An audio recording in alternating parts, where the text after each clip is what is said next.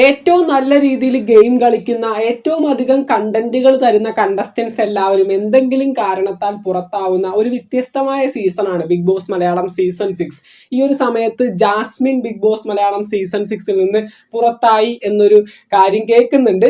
ഇത് 100% ഉറപ്പ് പറയുന്നില്ല. ഇന്നലെ മുതൽക്കേ ജാസ്മിന് നല്ല രീതിയിൽ പനിയായിരുന്നു, എന്ന് വെച്ചാൽ ചുട്ടുപൊള്ളുന്ന പനിയായിരുന്നു. ജാസ്മിന്റെ ആ ഒരു അവസ്ഥ കണ്ട് പല കണ്ടസ്റ്റൻസും ബിഗ് ബോസിന്റെ അടുത്ത് പറയുന്നുണ്ടായിരുന്നു ജാസ്മിൻ ഒട്ടും വയ്യ, എനിക്ക് നടക്കാൻ പോലും ഫുഡ് കഴിക്കാൻ പോലും പറ്റാത്തൊരു രീതിയിലേക്ക് ജാസ്മിന്റെ ബോഡി വന്നിരിക്കുകയാണ്. ഫിസിക്കൽ കണ്ടീഷൻ വളരെ വീക്കായിരിക്കുകയാണ്. ജാസ്മിന് ബെഡിൽ നിന്ന് എണീക്കാൻ പോലും പറ്റുന്നില്ല.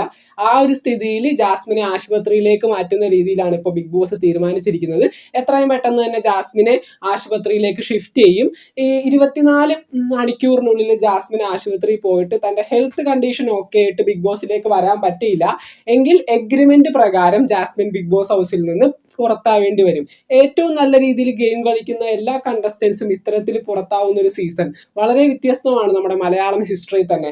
ജാസ്മിന്റെ കാര്യം പറഞ്ഞാൽ ജാസ്മിൻ പുറത്തു പോട്ടെ എന്ന് പറയുന്ന ഒരുപാട് പേരുണ്ട്, പക്ഷേ ഗെയിം മുന്നോട്ട് പോകുന്നതിൽ വലിയൊരു പങ്ക് വഹിക്കുന്ന വ്യക്തി തന്നെയാണ് ജാസ്മിൻ. ഈ ഒരു ബിഗ് ബോസ് പകുതിയോടടുക്കുന്ന സമയത്ത് ജാസ്മിനും കൂടി ഇറങ്ങിപ്പോയി കഴിഞ്ഞാൽ ആരുണ്ട് പിന്നെ ഇവിടെ നല്ല രീതിയിൽ കോണ്ടന്റുകൾ കൊടുക്കാനായിട്ട്? പോസിറ്റീവോ നെഗറ്റീവോ അത് നമുക്ക് വേറെ കാര്യം, കോണ്ടന്റ് കൊടുക്കാനായിട്ട് അവിടെ മറ്റൊരു കണ്ടസ്റ്റന്റ് ഇല്ലാതായി പോകും. ജാസ്മിൻ ഇപ്പോൾ ഈ ഒരു പനിച്ച് വിറച്ച് നിൽക്കുന്ന സമയത്ത് നമ്മുടെ ഗബ്രിയോട് ജാസ്മിൻ ഒപ്പം പോയിരിക്കുകയാണ്. ഫുൾ ടൈം ഗബ്രി ജാസ്മിന്റെ അടുത്ത് തന്നെ ഇരിക്കുകയാണ്. രാവിലെയും പകലൊക്കെ ഉണ്ടായിരുന്നു. ഈ ഒരു സമയത്ത് ഗബ്രിക്കും കൂടി ഈ ഒരു പനി പകരാനായിട്ടുള്ള ചാൻസ് ഉണ്ട്.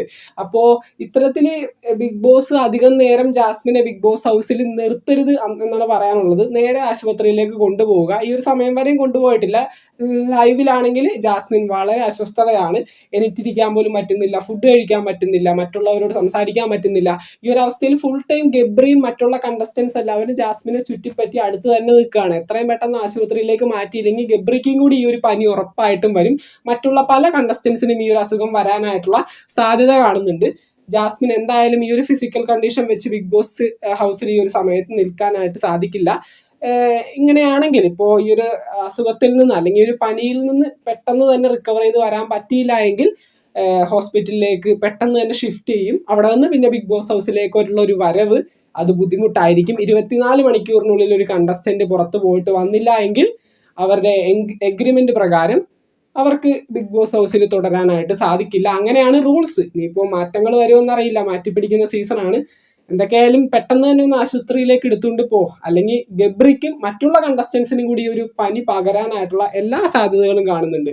ബിഗ് ബോസ് മലയാളം സീസൺ 6ന്റെ പുതുപുത്തൻ വിശേഷങ്ങൾക്കായിട്ട് നമുക്ക് വീണ്ടും കാണാം.